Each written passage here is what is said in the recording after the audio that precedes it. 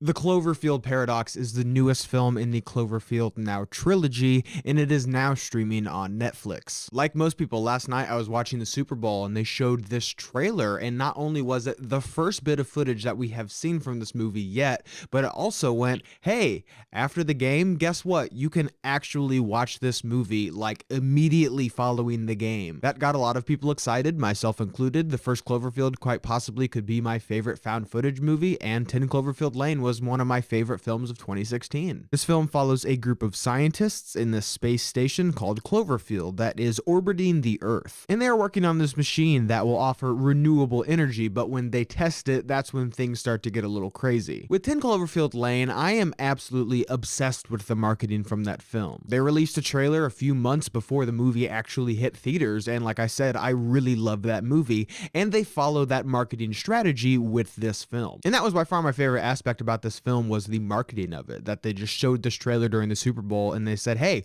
you can go watch this movie in a few hours. And so like most people, when the game was over, I immediately started watching the film, and I've got to say I was pretty disappointed. I really did not care for this movie. When the trailer for this film was released, it actually says, and not only the description of the trailer, but in the trailer itself, that this is a rebuttal to the original Cloverfield film. This is supposed to answer some of the questions that people have been having for about a decade now. In late 2000s, me would have been very excited to see this film. I was one of those people that watched the YouTube videos or read some of the forums trying to answer some of the questions from the original film. But with 10 Cloverfield Lane, that film didn't really have much to do with Cloverfield at all. Really, the only connection that they had was the mention of a satellite. So when I walked out of that film, I was more thinking that the Cloverfield films would be more of an anthology, and that these stories are very, very loosely connected, and that it's more something along the lines of like Black Mirror or The Twilight Zone. But with the Cloverfield Paradox, they try so desperately to answer some of the questions that people had from the original Cloverfield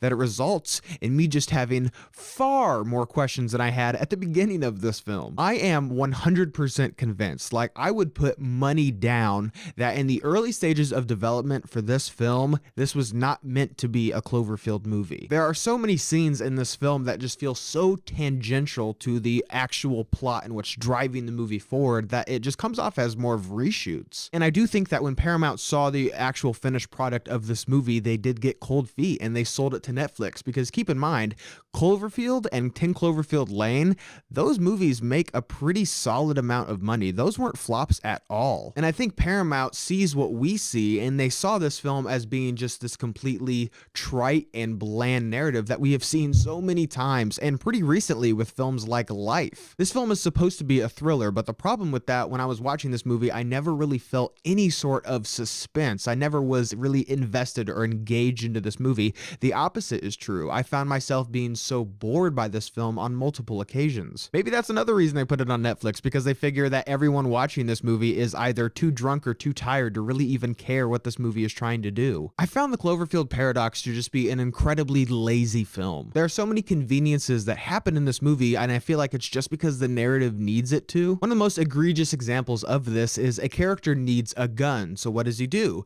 He 3D prints one?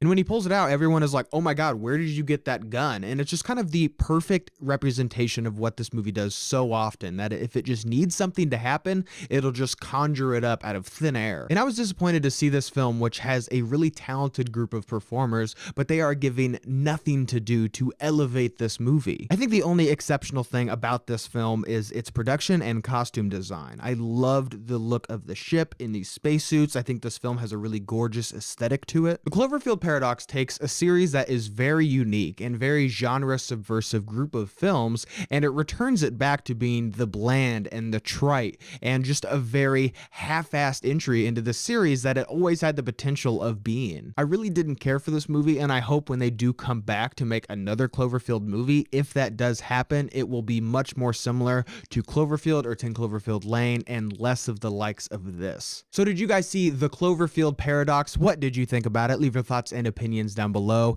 And as always, guys, thank you so much for watching today. I hope you liked today's video. And if you did, you can click on the link down below and subscribe to my channel to see more movie reviews and movie related things. Again, guys, thank you so much for watching, and see you next time.